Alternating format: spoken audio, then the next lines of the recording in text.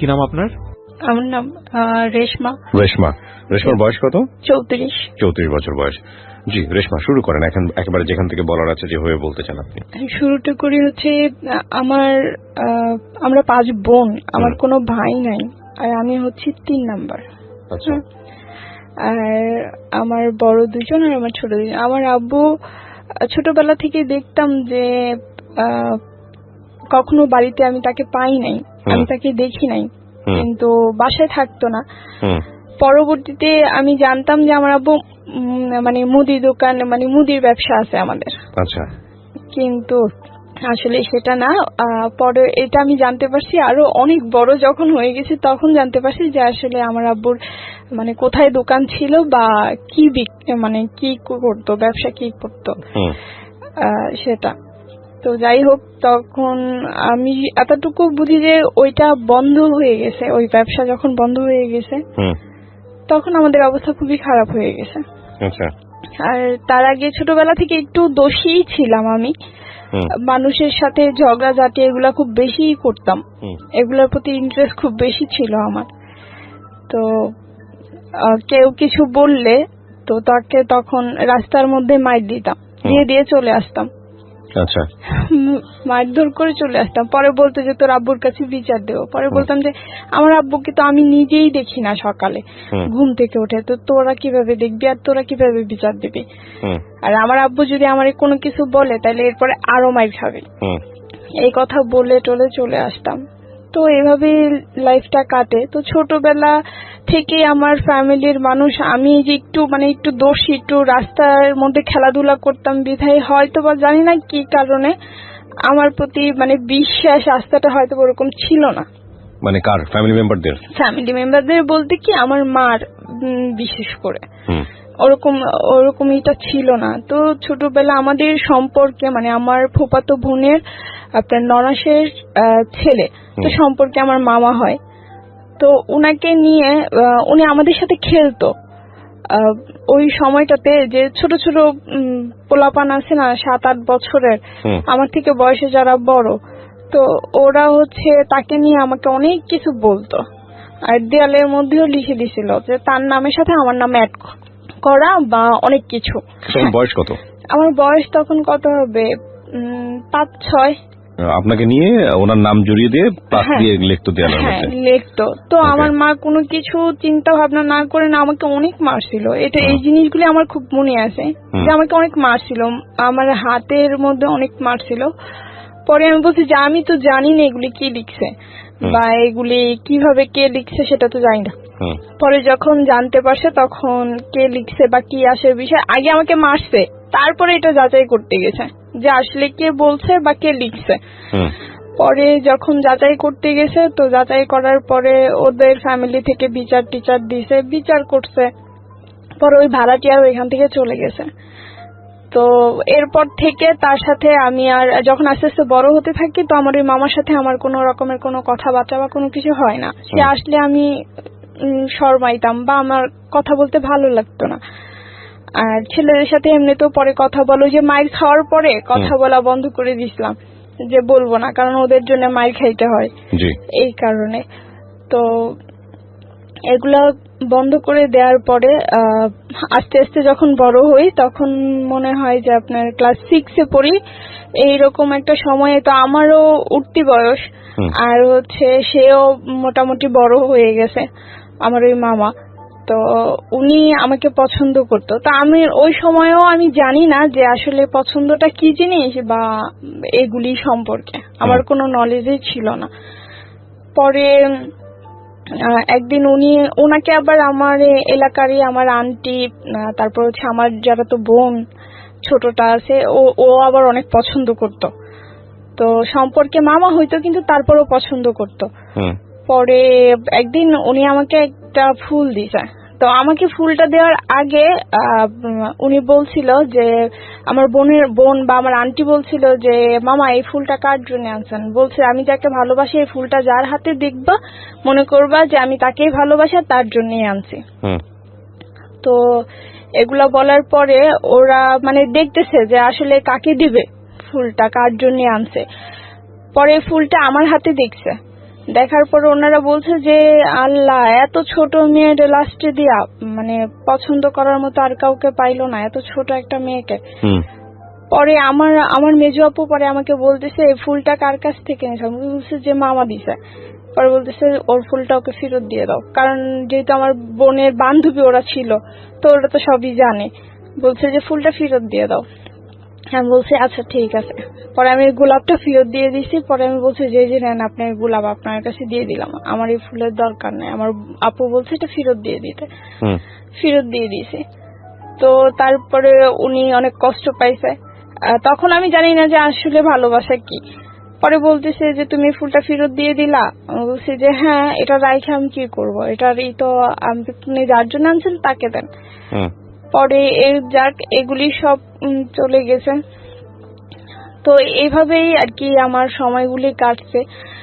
এরপরে যখন আস্তে আস্তে ক্লাস 7 উঠি, তখনও বান্ধবীরা দেখতাম কানা ঘুষা করতো, ভালোবাসা সম্পর্কে কথা টথা বলতো, আমাকে জিজ্ঞেস করতো কি রে লাইফে এমন কোনো কিছু এখনো হয় না, যে আসলে না। আর এগুলা কি জিনিস, একজন আরেকজনকে মানে কি, এটা ভালোবাসাটাই কি জিনিস, এই জিনিসটা তো আমি আসলে জানি না।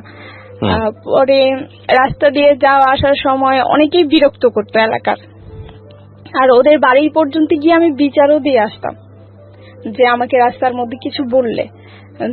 পরে গিয়ে তাদেরকে বিচার দিয়ে আসতাম, যাই যে যাইতেছি আপনার বাড়িতে গিয়ে বিচার দিয়ে আসতে। একদিন আপনার যে শুক্রবার হলে তো আগে যে বাংলা টেলিভিশনে ভিটিভিতে আপনার ছবি দেখাইতো আগে, তো এই ছবিগুলি পুরো মানুষ ভরে যাইতো ঘরে ছবি দেখার জন্য ওই সময়। তো আপনার এই যে আমরাও দেখতাম ছোটবেলায়, এগুলা দেখার জন্য প্রায় পাগলই ছিলাম। পরে রাস্তা দিয়ে যাওয়ার সময় এক ছেলে আমাকে, আমি দৌড়াইতেছি মানে অ্যাড দিতেছে, তো দৌড়ে দোকানে যাচ্ছে, দোকান থেকে বাসায় আসবো।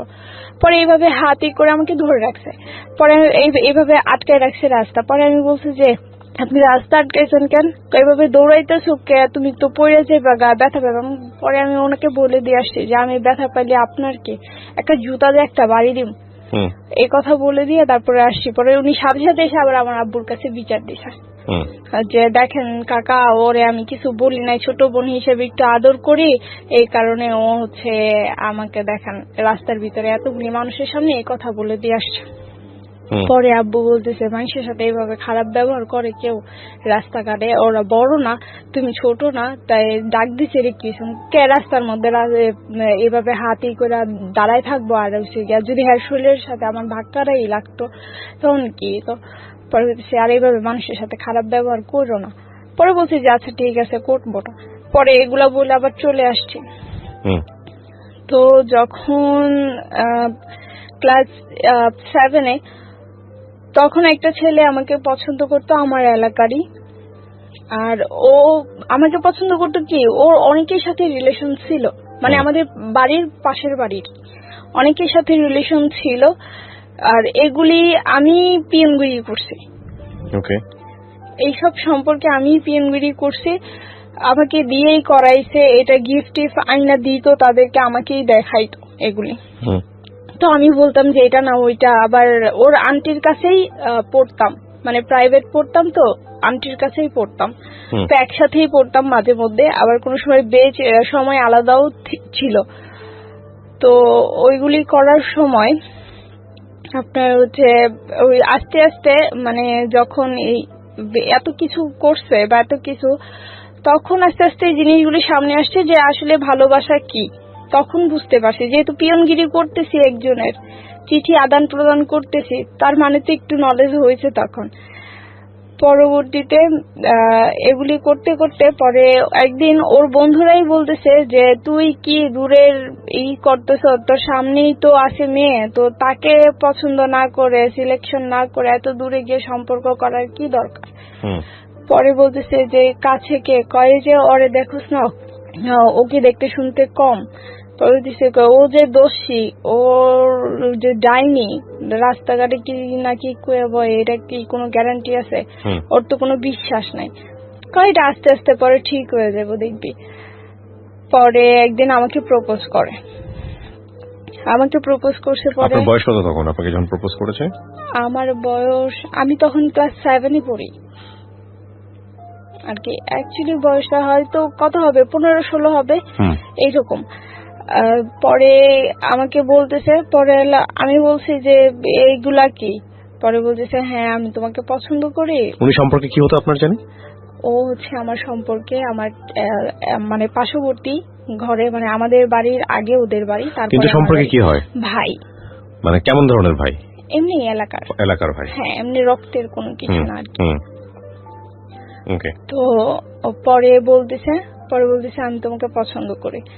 পরে আমি বললাম যে এটা কেমন কথা, তুমি কয়জনের সাথে রিলেশন করো এগুলি সব আমি জানি, আর আমার বান্ধবীও তোমাকে পছন্দ করে সেটাও আমি জানি, এই সব কিছু আদান প্রদান আমিই করছি, তারপরে তুমি আবার এই কথা কেমনে বলো?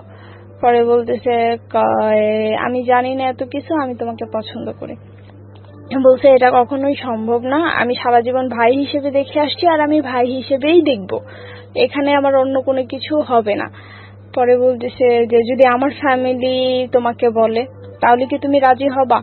পরে আমি বলছি যে না, এগুলা হচ্ছে পরের সাবজেক্ট, এই সব বিষয় নিয়ে এখন আর আমার কোনো মাথা ব্যথা নাই, মানে এখন আমি এগুলি নিয়ে ভাবতেছি না। তখন ওইখান ছোটবেলার ওই দোষীপনা থেকে তখনকার যে সময়টা আমার, যখন ক্লাস 6 বা 7 পড়ি, তখন যে আপনার নাচ গান টান এগুলি নিয়েই থাকতাম বেশি। তো খুব ভালো নাচতেও পারতাম, অনুষ্ঠানও করতাম বাড়িতে। তো ওগুলির প্রতি মানে মনোযোগটা একটু বেশিই ছিল, এই উগ্র এইসবের প্রতি না। পরে আমি তাকে বলছি, পরে আমার মেজো আপুকে আবার ও বলছে এই কথা যে এরকম আমার বাড়ি থেকেই তাহলে আমার মা বিয়ের প্রস্তাব দেবে। পরে আমার মেজো আপু বলছে যে না, শুধু একজনের চাওয়াতে তো হবে না, চাইতে হবে দুইজনকেই। ও যদি রাজি থাকে আমি ওর সাথে কথা বলবো, যদি ও রাজি থাকে তাহলেই তো হবে, আর যদি রাজি না থাকে তাহলে তো হবে না। এ কথা বলার পরে সে মানে আমার পিছনে মানুষ লাগায় রাখছে। আমি যখন যেখানে যাই, আমি কার সাথে কথা বলতেছি, কি করতেছি না করতেছি, ও সব ফলো রাখতেছে। ইভেন আমার দূর সম্পর্কেরই এক ভাই হয়, মানে বয়সে আমার বড়ই হবে, তবে তুই তুকারি করি আর কি, এইরকমই। ওর সাথে কথা বলতে দেখে ওকে নিয়ে গেছে, মানে আমার সাথে যাকেই কথা বলতে দেখবে ও তাকেই মারবে। ওর ধরনটা ছিল এইরকম। ওর বয়স কেমন ছিল? ওর বয়স, ও আমার চাইতে বড়, মানে আমার মেজো আপুর এজ আর ওর এজ সমান। আপনার চেয়ে কতটুকু বড়? আমার চাইতে প্রায় 5-6 বছরের বড় হবে। প্রিয় শ্রোতা, আমরা এই জায়গাটায় ছোট্ট একটা বিরতি নেব এবং বিরতির পর আবারও ফিরে আসবো জীবন গল্পে। যাওয়ার আগে আপনাদেরকে বলতে চাই, ঢাকা এফএম এর আরো একটি ইউটিউব চ্যানেল যেখানে আপনারা জীবন গল্প এবং সিক্রেটস অনুষ্ঠানের ভিডিওগুলো দেখতে পারবেন। আমাদের এই চ্যানেলটি আপনারা সাবস্ক্রাইব করুন। আমাদের চ্যানেলটির ঠিকানা হচ্ছে www.youtube.com/ilovethakafm ILOVE চ্যানেলটিতে গিয়ে আপনারা সাবস্ক্রাইব করুন। আমার এই অনুষ্ঠানগুলোতে যদি আপনি অংশগ্রহণ করতে চান, আমাদেরকে ফোন করবেন। আমাদের ফোন নাম্বারটি হচ্ছে 09611904904। আমি আবারও বলছি 09611904904। ওকে, ছোট্ট একটা বিরতি। জীবন গল্প, জীবন গল্প,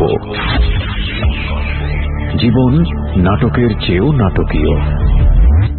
ওয়েলকাম ব্যাক ওয়ান্স অ্যাগেইন। প্রিয় শ্রোতা, আপনারা শুনছেন জীবন গল্প।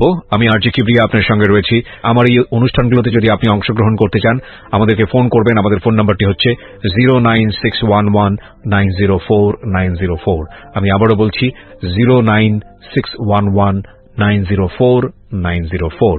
ওকে, আমরা যেখানটায় ছিলাম তারপর পরে এই কথা বলার পরে আমি পরে ভাবলাম যে না, ও তো যাকে না তাকেই ধরে মারবে, যদি আমার সাথে কথা বলে তাহলে তো এটা ওর ফ্যামিলিরে জানাইতে হয় বা বিচার দিতে হয়, কারণ জিনিসটা তো গাড়াই যেতেছে এভাবে লুকায় রাখতে রাখতে। পরে এই ব্যাপারে এর আগে কি করছে, আমার আম্মুকে ওই যে যখন চিঠি আদান প্রদান করে দিতাম, যখন পিয়নগিরি করতাম, তখন আমার আম্মুকে ওর আম্মু ডেকে বলছে, মানে ওই যে আমার ওই ভাই, ওর আম্মু ডেকে বলছে এরকম এরকম তোমার মেয়ে আমার ছেলের সাথে সম্পর্ক করে, এটা সেটা। ঢাকায় নিছে আমার মাকে আর আমার বড় বোনকে। ঢাকায় নেওয়ার পরে ওদেরকে অনেক কিছু বলছে। ওই মহিলা আবার অনেক পাজি, খারাপ। পরে অনেক কিছু বলছে। পরে আমার মা বলছে, আমার মা ওইখানে কিছু বলে নাই, শুধু এতটুকু বলে আসছে যে মেয়ে মানুষ, আমি জিজ্ঞেস করে নেই, করলে করতেও পারে, আমি এত গ্যারান্টি দেই না, কারণ মেয়ে তো, আর এখনকার বয়স হচ্ছে উঠতি বয়স, করলে করতেও পারে। তো এই কথা বললে আইসা আমাকে আর ভালো মন্দ কিছু জিজ্ঞেস করে নাই।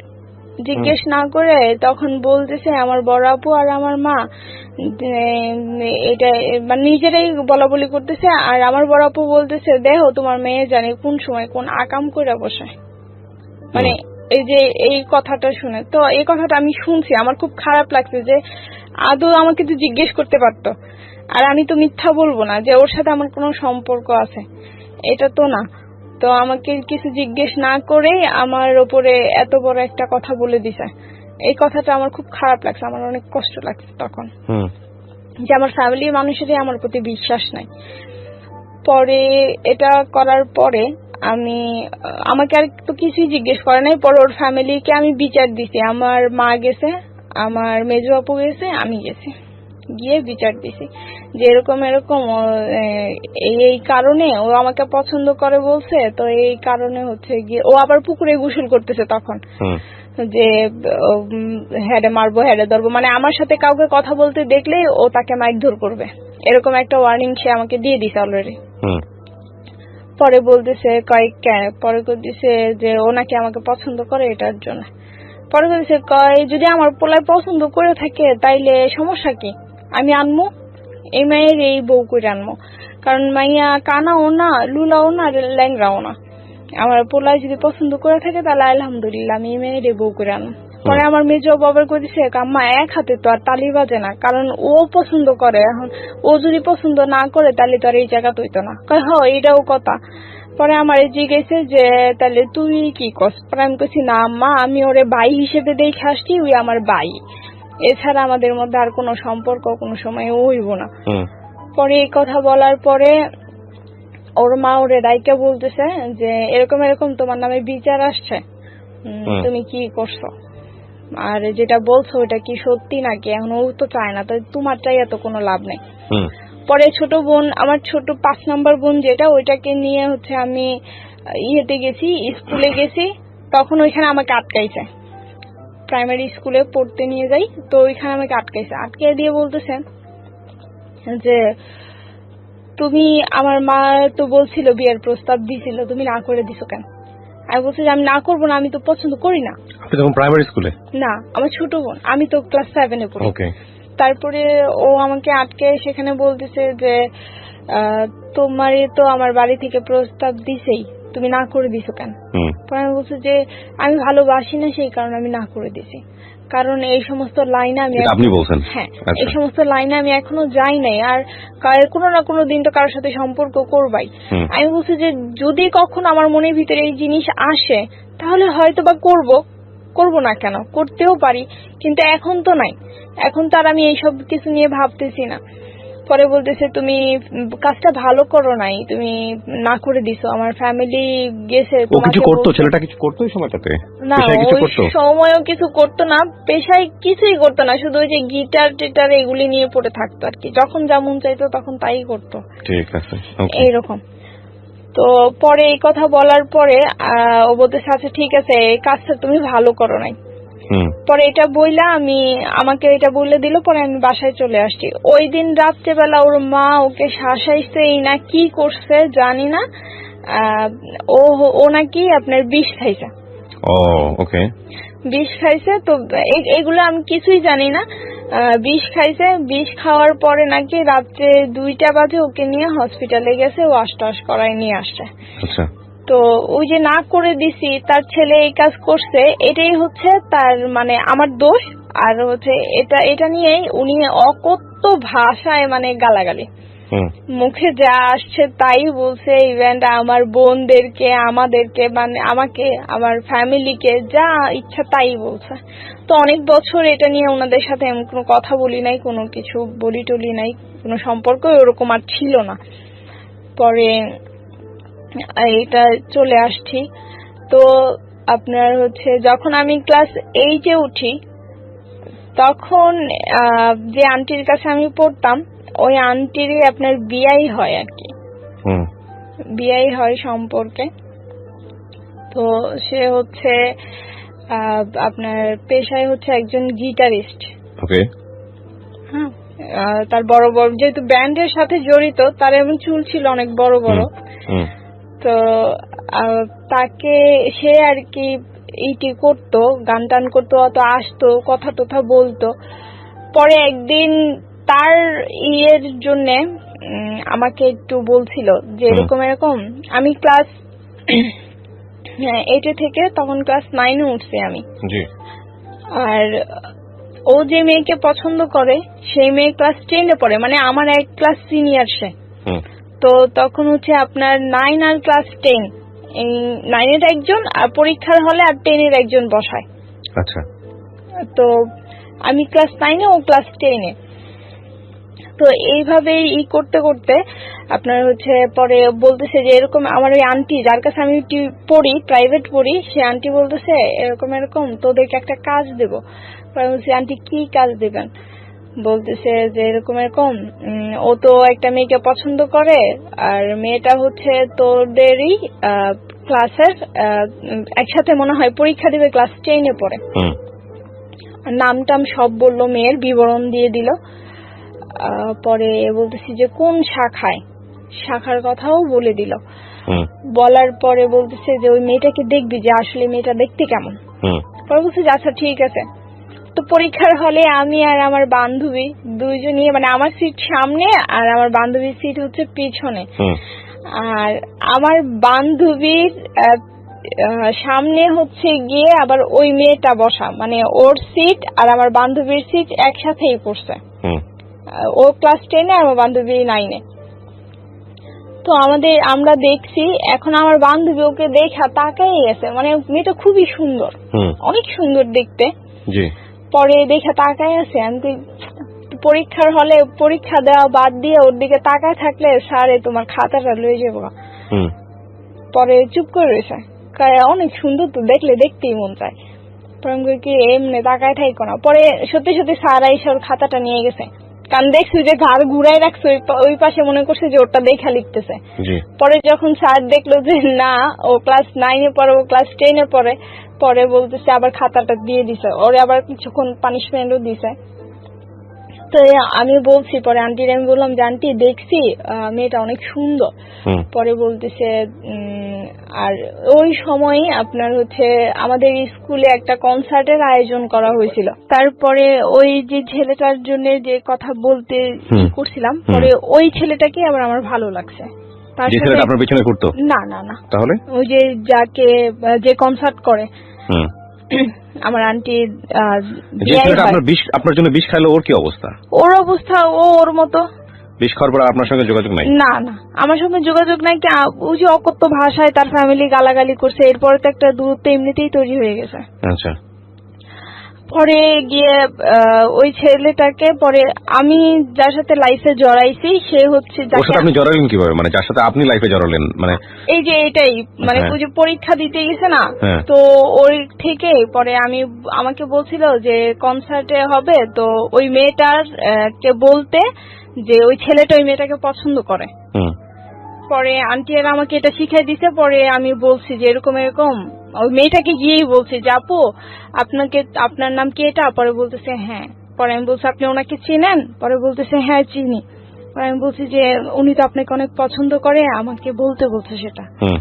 পরে ওই মেয়েটা বলতেছে যে ওনাকে গিয়ে বইলো আপু যে ও আমার পায়ে স্যান্ডেলেরও যোগ্য না।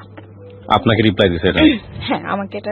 পরে আন্টিরা আমাকে বলতেছে যে জিজ্ঞেস বলছিলাম। পরে আমি বলছি যে হ্যাঁ বলছি। আসলে কি ছেলেটা পছন্দ করতো? হ্যাঁ আসলে অনেক পছন্দ করতো। এটা কি ছেলেটা আপনাকে বলছে? হ্যাঁ এটা আন্টি সবার কাছেই বলছে। আপনি তো শুনেন না নিজের কানে? আমি নিজের কানে শুনি নাই, কিন্তু পরে যে যখন তাকে রিপ্লাই উত্তরটা আন্টি দিতেছিল তখন আমরা সামনে, মানে আমরা পড়তে বসছি তো তখন। পরে বলতেছে যে এরকম এরকম তুমি তো এরকম মানুষকে পছন্দ করছো, এখন উত্তর কি দিছে? পরে বলতেছে ওদের কাছে উত্তর দিছে তুমি নাকি তার স্যান্ডেলেরও যোগ্য না। আচ্ছা। পরে এই কথাটা শুনে ছেলেটা অনেক কষ্ট পাইছে, চোখের পানি টলটল করতেছিল আমাদের সামনেই তখন। পরে দেখলাম যে উনি ওনার কষ্টটাকে হাইড করে গিয়ে উনি হাসতেছে। মানে চোখের পানিটা নিচে পড়তে দিল না, উনি হাসতেছে। ওনার এই জিনিসটা দেখে আমার খুব মানে আমার মনটা তখন একটু নরম হয়ে গেছে ওনার প্রতি, যে মানুষ এরকমও হয়, এত কষ্টের পরে কিভাবে নিজেকে হাইড করে নিল। পরবর্তীতে এইভাবেই পরে আস্তে আস্তে আস্তে মানে তখনই আপনার ওনাকে ভালো লাগে? হ্যাঁ, ওনাকে ভালো লাগছে। আস্তে আস্তে আপনার হচ্ছে ইয়েতে গেছি, অনেকেই আমাকে অফার করছে এমনি, কিন্তু আমার জন্য কোনো বিয়ের ঘর কোনোদিনও আসে নাই ভাইয়া। তো যখন আসছে উনি পরে নানান ভাবে মানে রং নাম্বারে ফোন দিয়ে দিয়ে আমি ওনার সাথে কথা বলতাম। আচ্ছা। আর এই সুবাদে হচ্ছে আমাদের একটা জায়গা রাখতে গিয়ে আমার মা অনেক টাকা ঋণ করে, ঋণ করে ফয়জা। তো এত টাকা ঋণ করে, ঋণের বোঝা এত যে 2006 সালে আমি 2007 সালের এসএসসি পরীক্ষার্থী ছিলাম। আমি 2006 সালেই আমার লেখাপড়াটা বন্ধ করে দিতে হয়। আমার লেখাপড়াটা বন্ধ করে দেয়। আমার আব্বুর অনেক ইচ্ছে ছিল আমাকে একজন লয়ার বানানোর, আর ওনার কথাতেই আমি তখন আর্টস নিয়ে লেখাপড়া শুরু করি। যখন ক্লাস 9-এ উঠি তখন তো সাবজেক্ট আপনার ভাগ করে দেয়া হয়, আর্টস, কমার্স, সায়েন্স। তো আর্টস নিয়ে লেখাপড়া করি, যেহেতু বাবার ইচ্ছে একজন লয়ার বানাবে সেই ক্ষেত্রে। তো ক্লাস 9-এ থেকে যখন ক্লাস 10-এ উঠবো তখন আমার লেখাপড়াটা বন্ধ করে দেয় আমার ফ্যামিলি। বলতেছে যে তখন ওই যে জায়গা কিনছে অনেক টাকা ঋণ করছে এই কারণে। পরে বলতেছে যে এইভাবে তুই করতে পারতেছি না, তো একজনকে ভর্তি করলে আবার আরেকজনকে ভর্তি করতে পারতেছি না। পরে বলতেছে তোমার ছোট বোনকে ভর্তি করি, সামনের বছর তোমাকে ভর্তি করাই দিব। শুধুমাত্র 800 টাকার জন্য আমাকে তখন ভর্তি না করে আমার ছোট বোনকে ক্লাস 7 থেকে 8-এ ভর্তি করে, আর আমাকে হচ্ছে ক্লাস 9-এ আমার পড়ালেখাটা ওইখানে বন্ধ করে দেয়। তখন আমি সবেমাত্র ক্লাস 10-এ উঠছি, ভর্তিটা তখনই হবে। পরে বন্ধ করে দেয়। তো এরপরে আমাকে যখন বন্ধ করে দেয় আমার পড়ালেখা, তো এরপর আমার আব্বু বলে যে আমার মেয়ের পড়ালেখাটা তো বন্ধ করে দিল না, আমার মেয়ের ভবিষ্যৎটা নষ্ট করে দিলা, আমার মেয়ের জীবনটাই শেষ করে দিলা। এই কথাটা আমার আব্বু বলছে। পরবর্তীতে অনেক কষ্ট, এই জায়গা কেনার পরে এমন সময় গেছে ভাইয়া যে আমরা 7টা মানুষ ফ্যামিলিতে, 7 জন মেম্বার, 15 দিন একটানা আপনার শুধু রাত্রেবেলা খাইছি আর দুপুরবেলা না খাওয়া। অথচ আমার ফ্যামিলিতে কোনো দিনও আমার আব্বু কষ্ট কি জিনিস আমাদেরকে বুঝতে দেয় নাই ছোটবেলা থেকে, কিন্তু এই জায়গা কেনার পর থেকেই এইরকম। পরে আমার ফ্যামিলিতে আমার আত্মীয় স্বজনরা পাশাপাশি বাড়ি ঘর, তো সবাই আমাদের চুলাতেই রান্না করতো, আমাদের গ্যাসের চুলাতেই সবাই রান্না করতো। কিন্তু কেউ, আমার ফুপু, আমার যেটা বলেন যেটি বলেন, কেউ আমাদেরকে এক থাল ভাত দিয়ে জিজ্ঞেস করে নাই। আমার ছোট বোনটা তখন মনে হয় 7 বছরের, ও না খেয়ে থাকতো সারাদিন, শুধু রাত্রে খাইতো। তা আমাদের পাশের এক চাচি আছে, উনি আবার জিজ্ঞেস করতো যে আরে মা কিছু খাইছো? পরে বলতো হ্যাঁ খাইছি আন্টি, আলুর ভর্তা আর ডাইল রান ছিল, মায়ে ওগুলা দেয়া ভাত খাইছি। আসলে কিন্তু কিছু নাই ঘরে খাওয়ার মতো। তো এইরকম পরিস্থিতিও কাটাইছি। প্রিয় শ্রোতা, আমরা এই জায়গাটায় ছোট্ট একটা বিরতি নেব এবং বিরতির পর আবারও ফিরে আসবো জীবন গল্পে। যাওয়ার আগে আপনাদেরকে বলতে চাই, ঢাকা এফএম এর আরো একটি ইউটিউব চ্যানেল যেখানে আপনারা জীবন গল্প এবং সিক্রেটস অনুষ্ঠানের ভিডিওগুলো দেখতে পারবেন। আমাদের এই চ্যানেলটি আপনারা সাবস্ক্রাইব করুন। আমাদের চ্যানেলটির ঠিকানা হচ্ছে www.youtube.com/ilovedhakafm, ILOVE love DHAKAFM। চ্যানেলটিতে গিয়ে আপনারা সাবস্ক্রাইব করুন। আমার এই অনুষ্ঠানগুলোতে যদি আপনি অংশগ্রহণ করতে চান আমাদেরকে ফোন করবেন। আমাদের ফোন নাম্বারটি হচ্ছে 09611904904। আমি আবারও বলছি 09611904904। ওকে, ছোট্ট একটা বিরতি। জীবন গল্প, জীবন গল্প, জীবন নাটকের চেয়েও নাটকীয়। Welcome back once again. প্রিয় শ্রোতা, আপনারা শুনছেন জীবন গল্প। আমি আরজি কিবরিয়া আপনার সঙ্গে রয়েছি। আমার এই অনুষ্ঠানগুলোতে যদি আপনি অংশগ্রহণ করতে চান আমাদেরকে ফোন করবেন। আমাদের ফোন নাম্বারটি হচ্ছে 09611904904। আমি আবারও বলছি 09611904904। ওকে, আমরা যেখানটায় ছিলাম তারপর তখন খুবই খারাপ অবস্থা। তারপরে গিয়ে ওকে যখন ওর সাথে আমার রং নাম্বারে কথা হইতে হইতে তখন ও এক সময় জানতে পারে যে আমি ওই মানুষ যে ওর সাথে রং নাম্বারে কথা বলতেছি। পরবর্তীতে আমাদের মধ্যে 6 সালে একটা রিলেশন তৈরি হয়। আচ্ছা। আর রিলেশন বলতে তখন আমি তাকে বলছিলাম যে হ্যাঁ আমি তো কাকে ভালোবাসি সেটা আপনি জানেন। পরে বলতেছে কাকে ভালোবাসো বলো। আপনি জানেন সেটা, আমার আর নতুন করে বলার কোনো দরকার নেই। পরে বলতেছে যে হ্যাঁ আমি জানি সেটা আমি বলছি তো জানেনি, তাইলে তো আর আমাকে এটা জিজ্ঞেস করার কোনো দরকারই নাই আপনার। আর এর ভিতরে তো আমার লেখাপড়াটাও অফ। আচ্ছা। পরে তার সাথে অভাবের কারণে তো আমি তার সাথে যোগাযোগ করব কিভাবে, যেহেতু লেখাপড়া করি না, তো তার সাথে তো আমি বাইরে কোথাও গিয়ে যোগাযোগ করতে পারবো না, দেখা সাক্ষাৎও করতে পারবো না। পরে আমি একটা গানের ক্লাসে ভর্তি হই ওনার সাথে দেখা করার জন্য গানের ক্লাসে ভর্তি হই। তারপর নিজেরও ইচ্ছে ছিল একটা গান শিখবো এই কারণে, কিন্তু ম্যাক্সিমাম সময়টাই মনে করেন যে ওনার সাথে দেখা করেই পার করে দিয়েছি। গানের ক্লাসে ওরকম ভাবে যাওয়া হয় নাই, কিন্তু বাড়ি থেকে তো জানতাম আমি গানের ক্লাসেই গেছি। আচ্ছা। পরে যখন গানের ক্লাসের নাম করে করে যায় দেখা করতাম, এর ভিতরে একদিন ওই যে ছেলেটা আমার জন্য বিষ খাইছে ও জেনে গেছে যে আমি ওকে পছন্দ করি। গিয়ে দেখে ফেলছিল আমাদেরকে ওর দোকানের মধ্যে, দেখা ফেলা। তারপরে এই জিনিসটা ওর মাথার ভিতরে ঢুকছে তখন যে ও এখানে কি করে, তার মানে এখানে কোনো কেমিস্ট্রি অবশ্যই আছে। পরবর্তীতে এই কথা বলে ও যখন জানতে পারে যে সিরিয়াসলি আমরা দুজনের প্রতি একটু সিরিয়াস হব, ও জানতে পেরে ও বলছিল এটা যে মামা আমি যাকে পছন্দ করি আপনি তাকে, যার জন্য আমি বিষ খাইছি, আপনি ওই মেয়েকে কিভাবে অ্যাকসেপ্ট করলেন, আর আপনি তাকে বিয়ে করলে আমি তাকে মামি কিভাবে বলবো। এই কথা বলার পরে ও আমার সাথে আর কোনো যোগাযোগ করে নাই। ওকে আপন ভাগিনা ছিল না? আচ্ছা। ও আমার মানে আপন না, কিন্তু আবার আপনের চাইতো আবার কমও না। ও আর আমার সাথে কোনো যোগাযোগ করে নাই। আপনার বয়ফ্রেন্ড যোগাযোগ বন্ধ করে দিয়েছে? হ্যাঁ, যোগাযোগ সে বন্ধ করে দিয়েছে। এরপরে 2008 সালে সে আমাকে ফোন দিয়ে একদিন বলতেছে যে এরকম আমার তো বিয়ে ঠিক হয়ে গেছে, ফ্যামিলি থেকে আমার বিয়ে। 6 সালে আমাদের সম্পর্ক, 8 সালে সে বিয়ে করে ফেলে। তো সে বিয়ে করার পরে আমি একেবারেই অন্যমনস্ক হয়ে যাই। আমার নিজের মধ্যে কোনো কিছু কাজই করতেছিল না, যেহেতু আমার লেখাপড়াও বন্ধ, সেহেতু ও বিয়ে করে ফেলছে। তো আমার মানে অন্যরকম একটা পরিস্থিতি হয়ে গেছিল, মনের মধ্যে কাজ করতো যে আমি একটা কিছু করে ফেলবো।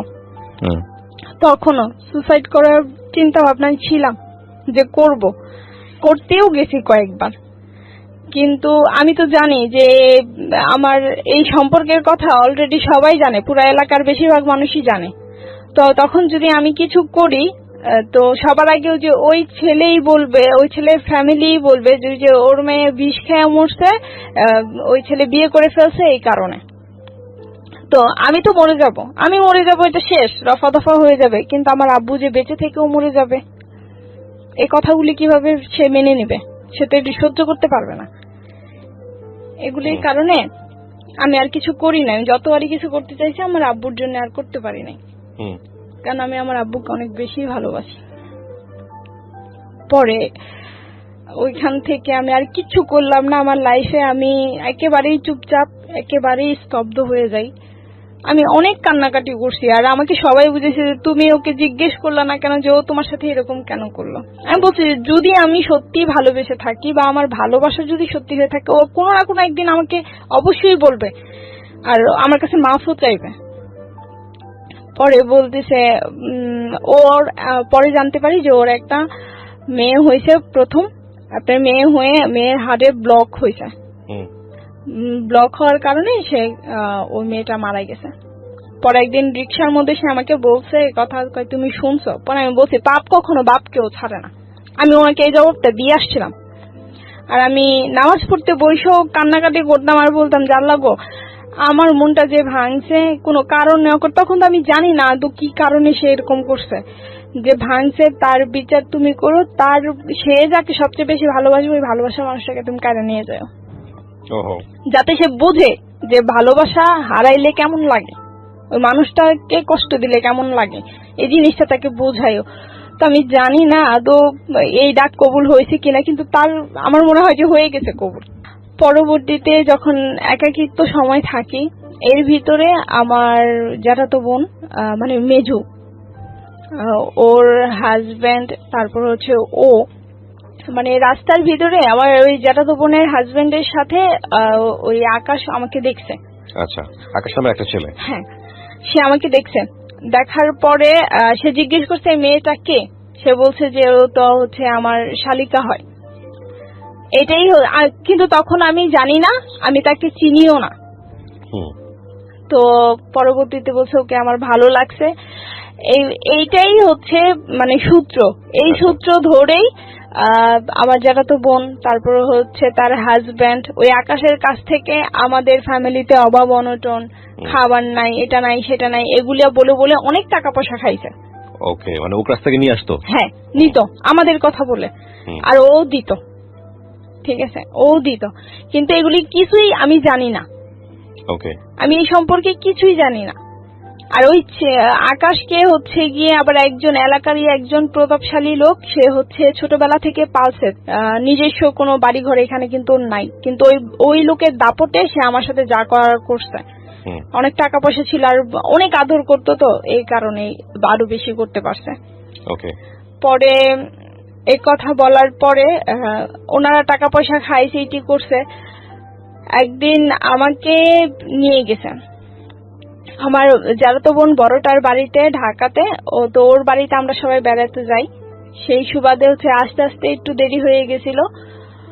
পরে আমার ওই দুলা ভাই আর আমার ওই বোন বলতেছে যে এরকম এরকম তুমি হচ্ছে গিয়াতে এত রাত্র হয়ে গেছে, এখন আর বাড়ি যেতে হইব না, কালকে সকালেই যাও, আজকে তুমি এদিকেই থাকো।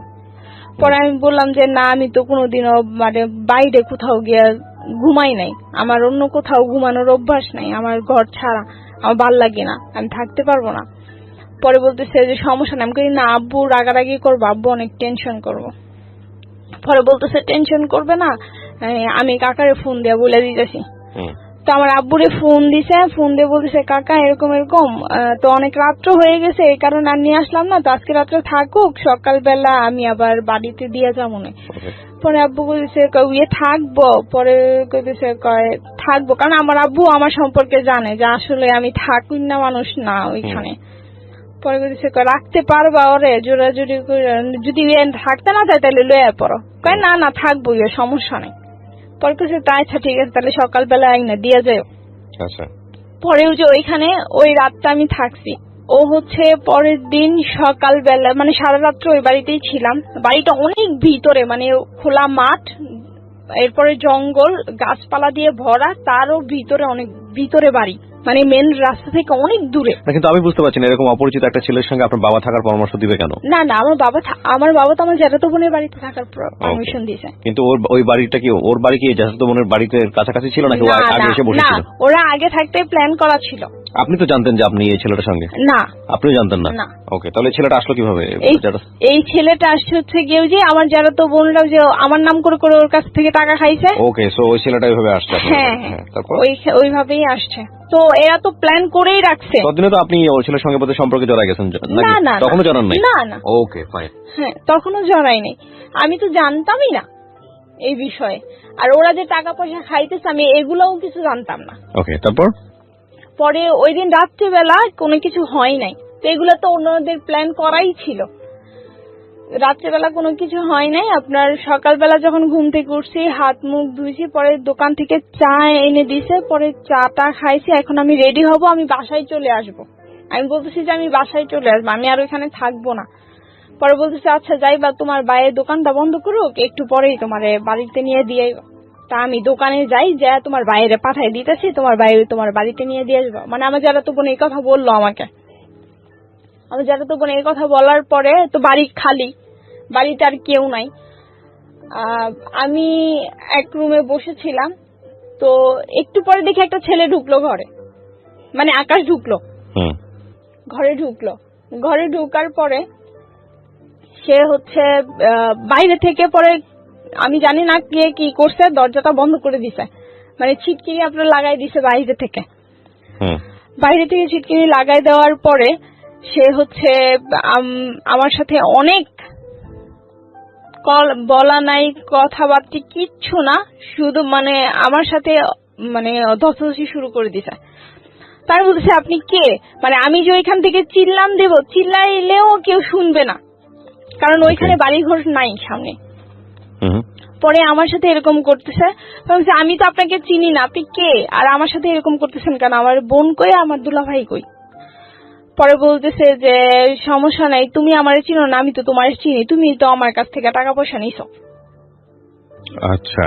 পরে আমি বলছি আমি টাকা পয়সা নিচ্ছি মানে, হ্যাঁ তোমার ফ্যামিলিতে এই সমস্যা প্রবলেম, কিস্তি দিতে পারে না, তোমাদের ঘরে খাবার নাই, এগুলি বলে তো তুমি তোমার বোন রে দিয়া তো আমার কাছ থেকে টাকা পয়সা নিয়েছো। পরে আমি বলছি আমি তো আপনাকে চিনিই না, আপনি কে সেটা তো আমি জানিই না, আপনাকে তো আমি চিনিই না, তাহলে আমি কিভাবে নিলাম, আপনি কি কোনোদিন আমার নিজের হাতে দিছেন, আমাকে দিছেন?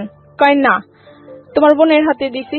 আমাকে তো তাহলে তাকে গিয়ে ধরেন, আপনি এই সমস্ত ব্যাপারে তো আর আপনি আমাকে কিছু বলতে পারেন না, যেটা আপনি আমাকে সরাসরি দেন নাই। পরে এই কথা বলার পরে সে হচ্ছে আমার সাথে অনেক জোরাজুরি করে, ইভেন সে আমাকে একটা সময় গিয়ে সে আমাকে করে ওইখানে। এই প্রথম ভাইয়া কেউ আমার শরীর করে। পরে হচ্ছে যে আমার তখন অবস্থা খুবই খারাপ হয়ে যায়। পরে আমি বলতেছি যে আমি চলে যাব এখান থেকে, আমি এখানে থাকবো না, আমি চলে যাব। পরে ও বের হয়ে গেছে, পরে দেখলাম কেউ মনে হয় দরজা খুলে দিছে, ও বের হয়ে গেছে। পরে আমার বোন এসে বলতেছে যে যা হয়েছেই, মানে এরকম বুঝালো যে তারা কিছু জানে না এই ব্যাপারে। তো তাদের দরজা বন্ধ করলো কে আর খুললো কে, যদি তারা কিছু নাই জানে। পরবর্তীতে কান্না করতেছে, বলতেছে বাড়িতে এই সমস্ত ব্যাপারে কিছু বললো না, যা হওয়ার হয়েছে, আমি দেখতেছি এই জিনিসটা। পরে আমি আর বাড়িতে কাকে কি বলবো, কারণ তখন যে আমি ওর বিরুদ্ধে কোনো অ্যাকশন নেব, আমার ফ্যামিলি ভাত খাইতে ভাত পায় না, আমি কিভাবে নেব, কারণ আমার ফ্যামিলির তো ওরকম টাকা পয়সা কিছু নাই। পরে আমি কোনো অ্যাকশন বা কোনো কিছু নেই নাই। এরপর থেকে ও সব সময় আমাকে ব্ল্যাকমেল করে যাচ্ছে যে এরকম হয়েছেই তো, তাইলে আমাকে কেন বিয়ে করবে না। ছেলেটা বিয়ে করতে যাচ্ছে আপনাকে, আকাশ? হ্যাঁ, আমাকে কেন বিয়ে করবে না। বলছি যে না, আমি বিয়ে করব না, যা হয়েছে তো আমার লাইফে হয়েছেই, কিন্তু তারপর আমি বিয়ে করব না। তো আমি আর আমার বান্ধবী মিলে কোথাও ঘুরতে যাচ্ছিলাম, ওই সময় রাস্তার ভিতরেও আমাকে আটকাই দিছে। পরে বলতেছে রিক্সা থেকে নামো, রিক্সা থেকে আমাকে নামাই দিছে। বলছি যে রিক্সা থেকে কেন নামবো, বলতেছে নামো, রিক্সা থেকে নামো, নেমে আসো।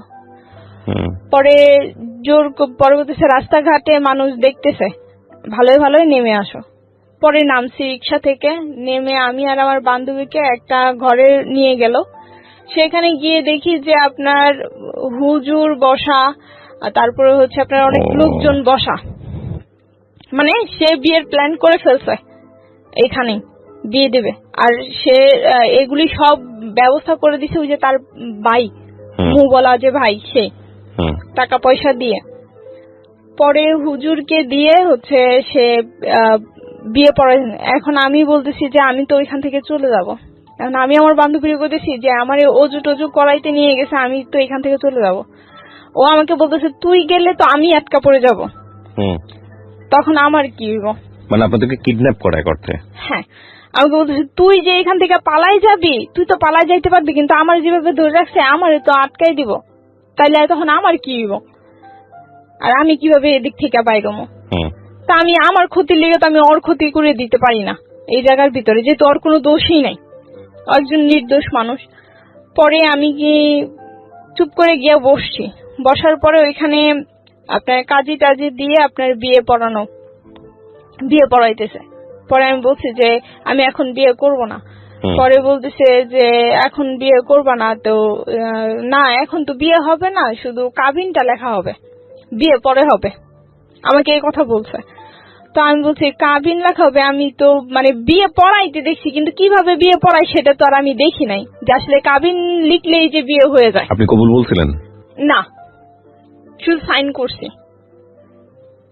সাইন করলে বাংলাদেশের রাষ্ট্রীয় আইনে বিয়ে হয়ে যায়, কিন্তু আপনি কবুল বলেন নাই। আপনি কবুল যদি আপনাকে জোর করেও বলানো হতো তাহলে বিয়ে হতো না। আমি যতদূর জানি এটাই সম্ভবত নিয়ম। শুধু সাইনটাই করাইছিল ওনারা আমাকে দিয়ে। পরে বলতেছে যে তোমার কিচ্ছু বলতে হবে না, তুমি শুধু এখানে একটা সাইন করো। তাও আমি মক্কর ধরছিলাম যে আমি করব না, কিন্তু তারপরেও বলছে যে করো। পরে সাইনটা করাটার পরে ওইখান থেকে চলে আসছি আমি। তো হুজুর ওইখানে ওই কাজী সাহেব বলতেছিল যে এই বিয়ে টিকবে না, অদূর ভবিষ্যতে এই বিয়ে টিকবে না, কারণ এটা যে পরিস্থিতিতে বিয়েটা করাইছে আসলে এই বিয়েটা কোনো বিয়েই না, আর এই বিয়েটা টিকবেও না, এই কথা বলে দিয়েছে। পরে আমি বাসায় চলে আসছি। এর ভিতরে আমার আব্বু অনেক অসুস্থ হয়ে যায় 13 সালে। আমার আব্বু প্রচন্ড পরিমাণে অসুস্থ। আমার আব্বুর চিকিৎসা যে করাবো ওই টাকাটাও ছিল না ভাইয়া, যে কিভাবে চিকিৎসা করাবো। তো যে বিয়ে করাইছে ওই যে আমার ওই ভাসুর সম্পর্কে, যে আমার ভাসুর হয়, সে হচ্ছে আমার আব্বুর চিকিৎসার সম্পূর্ণ খরচ দিছে। আর এর ভিতরে আমার এই মেজো আপুর বিয়ের সময় আপনার বাবা কি বললো এই বিয়ের খবর জেনে? আমার আব্বু তখন অনেক অসুস্থ। যখন আমার এই বিয়ের খবরটা শুনে, আমার আব্বু অনেক অসুস্থ তখন। থানা পুলিশ করে নাই? না, আমার আব্বু যে বললাম ভাত খাইতে ভাত পাই না, থানা পুলিশ কিভাবে করবে? আর আমার আব্বু তো অসুস্থই হয়ে গেছে। আপনার ভাই ছিল কোনো বড় ভাই? না, আমার কোনো ভাই নেই। ওকে। আমরা 5টা বোনই। পরবর্তীতে এই করে আমার মেজো আপুর বিয়ের সময় আমার ফ্যামিলি কিছু টাকা ঋণ করে। আচ্ছা। তো সেই ঋণ শোধ করবে কিভাবে? আমার জ্যাঠাতো বোন বড়টার কাছ থেকেই টাকা নিছিল। তো আমার ওই বড় জ্যাঠাতো বোন আর কি অনেক কিছু বলছে আমার আব্বুকে, যে টাকা নিয়ে টাকা দিতে পারে না, উনি দিছিল। পরে উনি আবার অনেক কিছু বলছে, আমার আব্বু অনেক কান্না করছে। তো আমার আব্বু বলছিল যে জায়গাটা বিক্রি করে দেই, যে এই জায়গা কিনে এত কষ্ট, এত সমস্যা, এই জায়গাটা বিক্রি করে দেই। তো আমার মা বলছে যে না, এই জায়গা বিক্রি করবো না, জায়গার ভিতরে কি আছে আমি দেখা ছাড়বো। ঠিক আছে, পরে এই জায়গা বিক্রি করে নাই। আর আমার আব্বুর এমন অবস্থা, তাও আমার মা জায়গা বিক্রি করবে না, যে আমার আব্বুর চিকিৎসা করাইতে পারতেছি না, তাও আমার আম্মু জায়গা বিক্রি করবে না। প্রিয় শ্রোতা, আমরা এই জায়গাটায় ছোট্ট একটা বিরতি নেব এবং বিরতির পর আবারও ফিরে আসবো জীবন গল্পে। যাওয়ার আগে আপনাদেরকে বলতে চাই, ঢাকা এফএম এর আরো একটি ইউটিউব চ্যানেল, যেখানে আপনারা জীবন গল্প এবং সিক্রেটস অনুষ্ঠানের ভিডিওগুলো দেখতে পারবেন। আমাদের এই চ্যানেলটি আপনারা সাবস্ক্রাইব করুন। আমাদের চ্যানেলটির ঠিকানা হচ্ছে www.youtube.com/ilovedhakafm ILOVE love DHAKAFM। চ্যানেলটিতে গিয়ে আপনারা সাবস্ক্রাইব করুন। আমার এই অনুষ্ঠানগুলোতে যদি আপনি অংশগ্রহণ করতে চান, আমাদেরকে ফোন করবেন। আমাদের ফোন নাম্বারটি হচ্ছে 09611904904। আমি আবারও বলছি 09611904904। ওকে, ছোট্ট একটা বিরতি। জীবন গল্প, জীবন গল্প, জীবন নাটকের চেয়েও নাটকীয়। Welcome back once again. প্রিয় শ্রোতা, আপনারা শুনছেন জীবন গল্প। আমি আরজি কিবরিয়া আপনার সঙ্গে রয়েছি। আমার এই অনুষ্ঠানগুলোতে যদি আপনি অংশগ্রহণ করতে চান, আমাদেরকে ফোন করবেন। আমাদের ফোন নাম্বারটি হচ্ছে 09611904904। আমি আবারও বলছি 09611904904।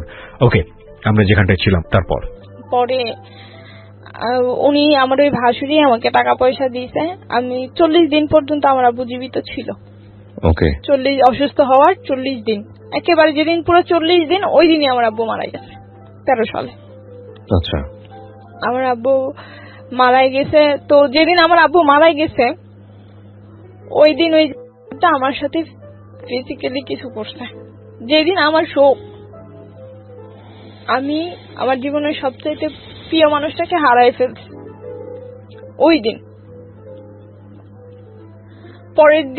পরের দিনও আমি ওই দিন তো কিছুই বলি নাই। আমি শুধু বলছি যে আল্লাহ, এমন একটা মানুষের সাথে তাও মিলাই দিলা তো দিলা, এমন একটা মানুষের সাথে যে আমার বাড়িতে আমার আব্বু মারা গেছে, তারপরও সে আমাকে ছাড়লো না।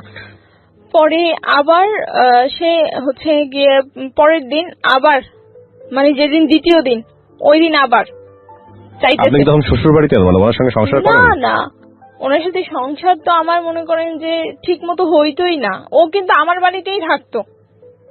ওকে। আমার বাড়িতেই আমাকে রাখছে, আমার বাড়িতেই থাকতো। পরের দিন যখন হচ্ছে পরের দিন আবার যখন এরকম করতে চাইছে কিন্তু করতে পারে না, কারণ আমি আলাদা ছিলাম না, সবাই একসাথে খাটের মধ্যে ঘুমাইছিলাম। তখন করতে পারে নাই বিধে একসাথে ছিলাম, আলাদা রুম তাকে কেন দিলাম না, এই কারণে সে ওই দিন আমাকে মেরে গেছে। আর আমার সাথে আমার বড় আপু, আমার খালা, আমার আম্মু আর সবাই বসা, মানে সবাই শুয়ে রয়েছে একসাথে ঢালা বিছনা করে। তো হঠাৎ করে ঘুষির আওয়াজ পাইছে, আমার কপালের মধ্যে সে ঘুষাইতেছে, মারতেছে আমাকে, জানোয়ারের মতো অত্যাচার করতেছে। পরে শুধু এই কারণেই যে আলাদা রুম কেন হইল না, সে কেন কিছু করতে পারলো না, এটার জন্য। পরবর্তীতে সে হচ্ছে আমাকে মারছে। পরে আমার আপু সজাগ হয়ে গেছে, পরে আমার আম্মুও সজাগ হয়ে গেছে। পরে আমাকে ওইখানে মাইরা টাইরা রাইখা তারপরে সে চলে গেছে। চলে যাওয়ার পরে সে হচ্ছে আপনার পরে যেদিন 4 দিনের খরচ করবো আমার আব্বুর, ও সেদিন আসছে। পরে আমার যারা তো বোন বলতেছে যে কি জানি কয়, ও বাড়িতে গিয়ে বলছে তোমারে না কেমন ভাবে মাইরা গেছে। পরে আমি বলছি যে এই যে নাকের ফুল এই যে খুইলা ফালাই দিলাম, আমি মনে করবো যে আমার হাজবেন্ড নাই, মারা গেছে। আমি নাকের ফুল খুলে ফেলে দিলাম। পরে কইতেছে কয় না এই করো না, ও অনেক অনুতপ্ত যে এমন একটা সময় আমরাও গালাগালি করছি, এখন কি করবা তুই। পরে আমার ওই দুলাভাই কইতেছে তুই আমার অভিশাপ দিস না, তুই অভিশাপ দিলে আমার অভিশাপ লাগিয়ে যাবো, কারণ তোর জীবনটা নষ্ট হওয়ার পিছনে হাত আমারই। আমার ওই দুলাভাই আবার এই কথা বলছে আমারে। বলছি না আমি অভিশাপ দিম কি, আমি কি আর অভিশাপ দিতাম, এটা আমার ভাগ্য, আমার কপালে ছিল তাই হয়েছে, এটা বইলা কাটাই দিছি কথা। পরবর্তীতে হঠাৎ করে আমি 17 সালে আপনার স্ট্রোক করি। এর ভিতরে তো আমাকে শারীরিক মায়ের ধৈর্য এটা সেটা করতোই, ঠিক আছে। তো একসাথে অনেকই মানে থাকি নাই, 3 বছরের বিয়ে হইলেও কিন্তু একসাথে থাকা খুব কমই পড়ছে। আর যখনই করতো যে আমি মাথা ব্যথার যন্ত্রণায় যে টিপটিন ওষুধটা খাইতাম, তো এটা খাইলে শুধু ঘুমাইতাম, তখন আর আমার হুঁশ জ্ঞান থাকতো না, যা হওয়ার তখনই হইতো। এর ভিতরে আমি সজাগ থাকা অবস্থায় কোনো সময় কোনো কিছু হইতো না আমার সাথে। যাই হোক, পরে 17 সালে আমি হঠাৎ করে আমি অসুস্থ হয়ে যাই, আমি স্ট্রোক করি। আমি এত অল্প বয়সে আপনি স্ট্রোক করেন? হ্যাঁ, আমার হাতে পায়ে প্যারালাইসিস সমস্যা এখনো আছে, ঠিক হয় নাই এখন। তারপর 17 সালে আমি স্ট্রোক করি। স্ট্রোক করার পরে আপনার হচ্ছে আমি অনবরত বমি করতেছিলাম, ও কিন্তু পাশে শুয়ে আছে ঘরে, ও শুয়ে আছে অন্য ঘরে আর আমি বড় ঘরে আমাদের। ও একবারের জন্য উঠে আসে নাই, এসে দেখে নাই যে আসলে আমার কি অবস্থা, যেহেতু আমার ঘরে কোনো পুরুষ মানুষ নাই, আমাকে হসপিটালে কে নিয়ে যাবে। আমি এত পরিমাণে বমি হইতেছিল, তখনই আমি বুঝতে পারছি যে আমার এক সাইড এখানেই চলে যাচ্ছে, কারণ আমি উঠে দাঁড়াইতে পারতেছিলাম না, আমার এই বোধ শক্তি আমি হারাই ফেলছি বাড়িতে থাকতেই। হসপিটালে পরে ভিক্টোরিয়া নিয়ে গেছে, ওইখানেও ইমার্জেন্সি, শুধু আমার এতটুকু মনে আছে যে একটা স্যালাইন পোষ করছে আমাকে, আর কিছু না। এরপরে হচ্ছে গিয়ে ওইখান থেকে ট্রান্সফার করে দিছে আপনার ঢাকা মেডিকেলে নিয়ে গেছে। পরে ওনারা ইনজেকশন দিল, চিকিৎসা ট্রিটমেন্ট ওনারা শুরু করলো। পরে বমি কমে না বিধায় ওনারা কি যেন একটা ইনজেকশন দিল, পরে বমিটা আস্তে আস্তে কমছে। পরবর্তীতে যখন হাত পায়ে আপনার সার দিয়ে দেখতেছে যে আসলে আমার কোনো বোধ শক্তি কিছু আছে কিনা, কিন্তু আমি বুঝতে পারতেছিলাম যে আসলে আমার কিছু হয়ে গেছে, এখানে অনেক বড় ধরনের ক্ষতি হয়ে গেছে। পরবর্তীতে ওনারা বলল যে আসলে হাতে পায়ে প্যারালাইসের সমস্যা হয়ে গেছে। প্যারালাইজ বলতে এক সাইড পুরাই, শুধু হাত পা না, পুরো এক সাইড। পরে 25 দিন হসপিটালে আমি ভর্তি ছিলাম। 25 দিন, এই 25 দিন হসপিটালে ভর্তি থেকে যখন হসপিটালে শুধুমাত্র খরচ দিয়েছিল আপনার, এই হসপিটালে এত টাকা পয়সা খরচ গেছে, শুধু 7,000 টাকা দিয়েছিল, আর সম্পূর্ণটাই ঋণ করা আমার ফ্যামিলির। আর আমার আব্বু মারা যাওয়ার পরে অফিস থেকে 2 লাখ টাকা পাইছিল, তো ওইটা দিয়ে ঋণ টিন যা ছিল সব শোধ করছিল। পরবর্তীতে যে আমার জন্য আবার ফিরে ঋণ করা। হসপিটালে 25 দিন থাকার পরে যখন আমাকে বাসায় নিয়ে আসা হয়, তখন যখন ডাক্তার রিলিজ করে দেয় যে আমার সমস্যা পায় যে আমার হার্টের বাল্বে প্রবলেম আছে, একটা ছোট হয়ে গেছে চিম্মা, যে কারণে ব্রেনে ওই রক্তটা আঘাত করছে, পরে আমার ব্রেন স্ট্রোক হয়েছে। পরবর্তীতে বলতেছে যে এখানে আর ওর কোনো চিকিৎসা নাই, ওকে হচ্ছে গিয়ে সোহরাওয়ার্দী আপনার হৃদরোগ ইনস্টিটিউটে দিয়ে দিতে হবে, ওইখানে ওর চিকিৎসা হবে যেহেতু হার্টের সমস্যা। পরে ওইখান থেকে ছাইরা দেওয়ার সময় ডাক্তার বলতেছে যে দেখেন আপনার তো ওয়াইফ, আমার খালাতো বোন ছিল সাথে, ডাক্তার ওর সাথেই কথা বলছে, আপনার তো ওয়াইফ, আপনার ওয়াইফকে এখন আপনারা দাম্পত্য জীবন কিছু করতে পারবেন না, কারণ আপনার ব্যাপারে বলেছে। হ্যাঁ, আমার ব্যাপারে বলছে যে কিছু করতে পারবেন না, মানে আমার হাজবেন্ডকে, আকাশকে বলছে যে আপনি কিছু করতে পারবেন না, কারণ হচ্ছে ওর অবস্থা ওরকম না, এখন ওর অবস্থা খুবই খারাপ। আপনার তো ওয়াইফ, বিবাহিত ওয়াইফ, ও যদি বেঁচে থাকে তাহলে সুস্থ হইলে আপনি নর্মাল জীবনযাপন করতে পারবেন, এতে কোনো সমস্যা নাই, কিন্তু এখন তো অসুস্থ, এখন আপনাকে এটা বুঝে নিতে হবে, আপনাকে ধৈর্য ধরতে হবে। ওকে ডাক্তার বুঝাই দিল। হসপিটাল থেকে ভাইয়া যেদিন আমি বাসায় গেছি